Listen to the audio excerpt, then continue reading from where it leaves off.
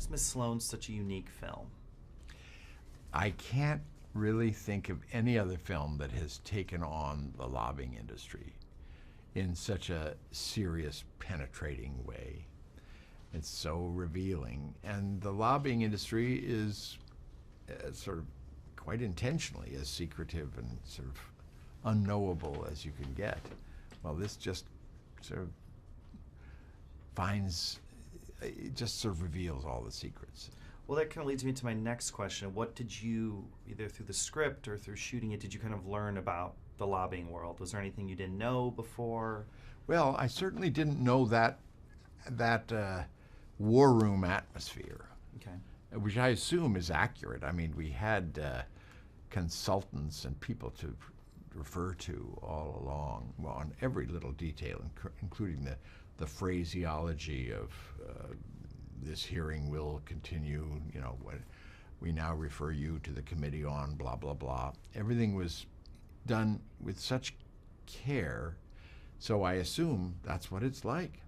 Those power meetings among these lobbyists, sitting around tables and strategizing, that was pretty hair-raising, but you did have the feeling it was real.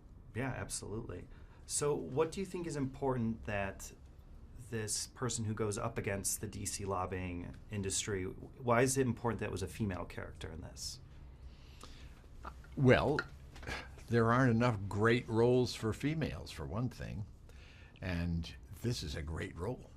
I mean, it's fabulous to see a woman careerist, the whole issue of the toll it takes fitting into a man's world, what you have to sacrifice to succeed at such a high-pressure career. It's very rare that you see that played out in the films, too. And they've created this amazing role for Jessica, because Jessica brings such humanity to this person who's been so compromised by just the need to win in this very high-pressure world. Yeah, and then, so speaking of Jessica, how is it working with her and kind of the cast as a whole? And well, they went and found just this busload of fabulous New York actors, including Jessica, Juilliard grad. I think there were 2 or 3 people who'd come right out of Juilliard, which these days is a great pipeline for great talent.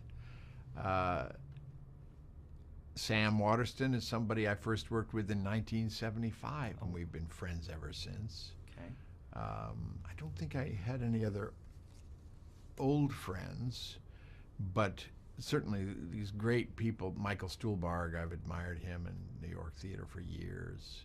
so you're working with everybody. It's a very serious film and a lot, serious scenes and all that stuff. But a lot of the behind-the-scenes clips show you guys having fun and laughing. So what was that like? We were all in a room about this size.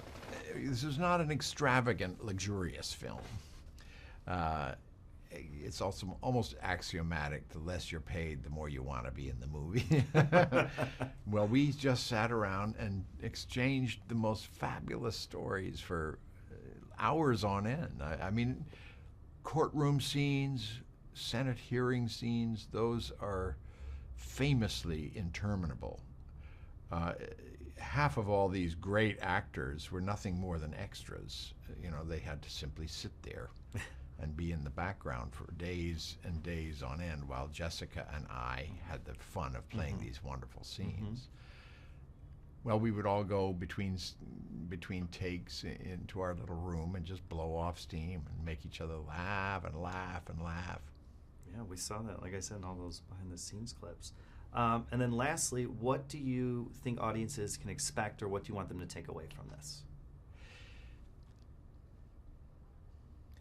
Think about the films that you have loved that have been, like The Turn of the Screw, political thrillers like All the President's Men, Michael Clayton, movies where you don't quite know what's happening because you've been plunged into this world that you knew it was there, but you'd never been there before, and you didn't know how dizzyingly confusing it is.